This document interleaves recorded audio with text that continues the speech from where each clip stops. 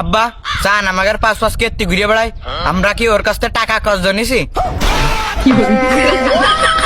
চান্দের কাছে তুই টাকা কত নিসনি, এখন তোরে আমি একটা জিনিস দেব। কি জিনিস আব্বা?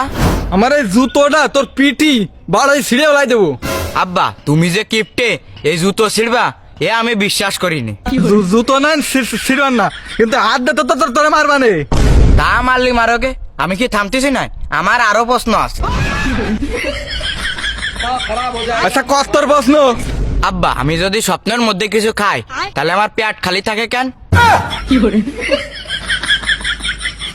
আর একটা কথা আব্বা, আমি স্বপ্নের ঘরে যে টাকা পয়সা পাই ঘুমের তৈটে সে টাকাগুলো কনে যায়? জানি নে। দেখিস আব্বা স্বপ্নের সাথে বাস্তবে একটাও মিল নেই। না না, মিল একটা জায়গায় আছে। কোন জায়গায় আব্বা? তুই যদি স্বপ্নের ঘরে মুইতে দিস তাহলে তুই বাস্তবে সত্যি সত্যি মুইতে দিস। আব্বা শোনো। কইয়ে ফেলো বাজান। আব্বা পাদের রং কি? দেখ মনি, এইবার তুই আর একটা আজে বাজে প্রশ্ন কর, তোর আমি ঢালাই মেশিং এর ভিতরে দিয়ে গুঁড়ো বানে। আব্বা তুমি রাগ করলে আমার প্রশ্নের উত্তর দেবে কিডা? না রাগ করতিস নে, কত তোর প্রশ্ন? আব্বা সত্যি? তা সত্যি কথা করছিস না, তাকে মিথ্যা কথা করছিস? তাহলে আব্বা কদিন তুমি বড় না আমি বড়?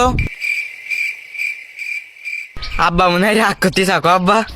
রাগ করতেছি নে, ভাবতেছি তোরে বানানোর সময় আল্লাহ তাল্লাহ তোর মাথার মধ্যে কোন কোয়ালিটির মাটি দিল। আব্বা মনে হয় আটলে মাটি দিল।